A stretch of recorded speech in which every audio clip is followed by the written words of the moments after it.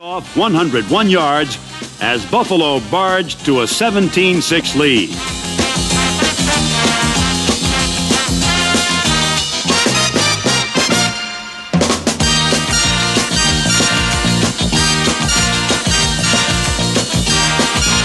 Francis enjoyed every moment of his first professional touchdown. It brought cheers from over 72,000 fans. In the snow against the Patriots, Buffalo was looking for its 8th win of the year and first winning season since 1966. Again, there was a total team effort. The kickoff team freed Francis, the AFC kickoff return champion in 1973, for his second touchdown, and the Bills were on their way to a 37-13 victory.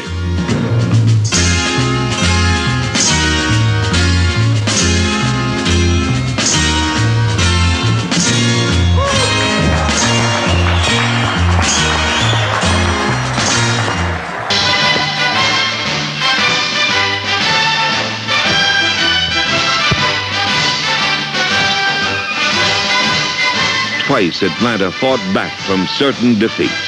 A 4th down completion to Wallace Francis brought the Falcons to the 9-yard line. Quite often, this enabled the Falcons to get the ball to number 89, Wallace Francis, who had a habit of coming up with the season's biggest plays.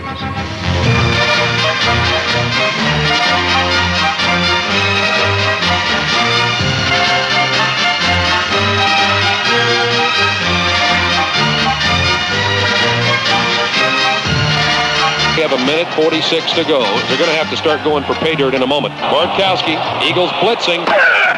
He throws long. Jackson's there. Touchdown! Francis! It's Wallace Francis! Wallace Francis has caught the touchdown pass with a minute 39. We feel we could score anytime, any place, on any team. Our offense feel that, the quarterback feel that, and the receivers are with 3 seconds left on the clock. Is telling Bart, throw to me. As long as there's time on the clock, we can score. Both marks were Falcon records.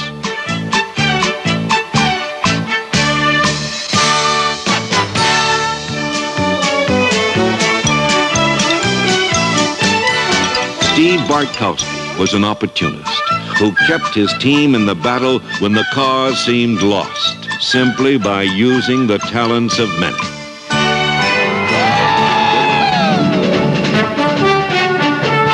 Bartkowski's going to go long. He's looking for Francis. He catches it at the 40. He's going to go all the way. Yes! At home against the San Francisco 49ers, Atlanta produced a precise resume of their 1980 season. All right, babe. All right, here we go. Steve Bartkowski became a Christian in 1978. I didn't become a Christian until 1980. But it was guys like Steve Bartkowski. Steve became a Christian in 78. He was the first-round draft choice in the whole league in 1975. He wasn't a Christian. He became a Christian in 78. And Greg Bazina became a Christian in 75. But these guys prayed for me. And in 1980, I was the Falcon most valuable player. I'd broken set all the Falcon receiving records.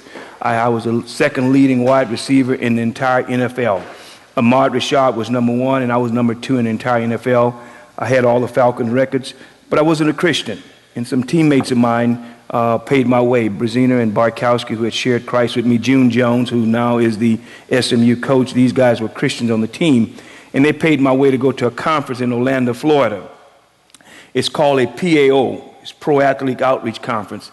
Something like FCA, but it was on the pro level. And there was guys like, some of you, your father would remember Steve Largent, solid Christian, Mel Blunt, Tony Dungy, guys who y'all hear now. But these guys were Christian. They would, at the end of the football season after the Pro Bowl, these guys and their wives would go to a conference in various places, and they would invite their lost teammates.